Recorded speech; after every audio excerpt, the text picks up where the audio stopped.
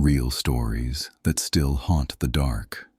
First story, The Vanishing Diver, Ben McDaniel. Vortex Spring, a place of crystal blue waters and hidden danger. Divers come here seeking beauty, but beneath the surface waits a twisting labyrinth of caves, silent, suffocating, and unforgiving. On August 18th, 2010, 30-year-old Ben McDaniel prepared for a dive. Friends saw him descend into the cave entrance. It was the last time anyone would ever see him alive. Rescue teams searched for days. They combed every passage, every shadow. But there was nothing, not even a trace of his body. The cave was sealed, yet divers reported a strange stillness, a feeling of being watched. Some swore they heard faint echoes in the darkness, as if someone was still down there, breathing in the black water. To this day, Ben McDaniel's fate remains a mystery. Did he drown, trapped in the endless tunnels? Or did the cave itself claim him, pulling him deeper into the unknown? Second story, Kenny Veach, the M Cave. In the endless Nevada desert, heat warps the horizon and silence presses against the skin. Few venture far from the beaten paths, but Kenny Veach was no ordinary hiker. In 2014, he claimed to have found something strange, a cave unlike any other. Its entrance was shaped like the letter M, but it wasn't the shape that terrified him. It was the sound. Kenny said that as he stepped closer, the cave vibrated with a deep hum that rattled his chest. The closer he got, the stronger it became, until fear forced him to turn back.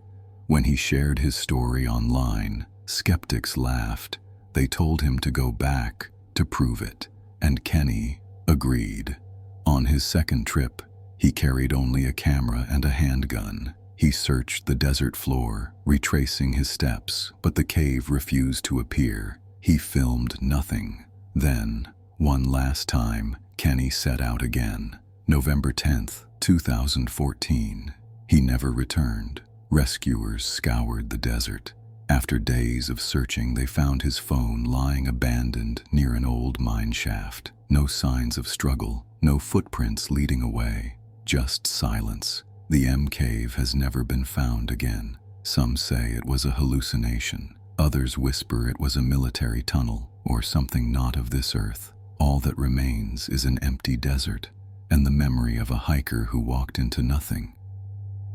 Last but not least, the Screaming Tunnel. In Ontario, Canada, an old railway tunnel waits in silence. Its walls are black with soot, its bricks damp with age.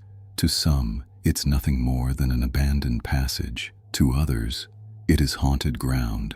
The legend says a young girl once ran into the tunnel, fleeing a fire that consumed her home. But the flames caught her inside, and she burned, screaming, as the walls filled with smoke.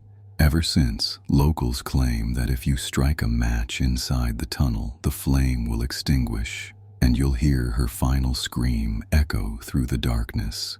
Teenagers tell stories of flashlights flickering, of footsteps following close behind, of a girl's voice crying in the distance.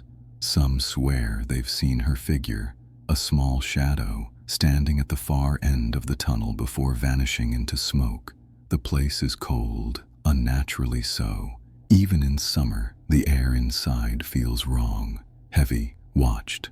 On quiet nights, when the wind dies down and the world grows still, the cries return, a sound no living throat could make, a scream that belongs only to the dead. And so, the Screaming Tunnel remains, abandoned, cursed, and never silent. You've just heard the first echoes of Fear Echoes. The world is full of places where people vanish and voices that refuse to die. The next echo might be your own. Subscribe, if you dare. This is Fear Echoes, and the darkness is never far away.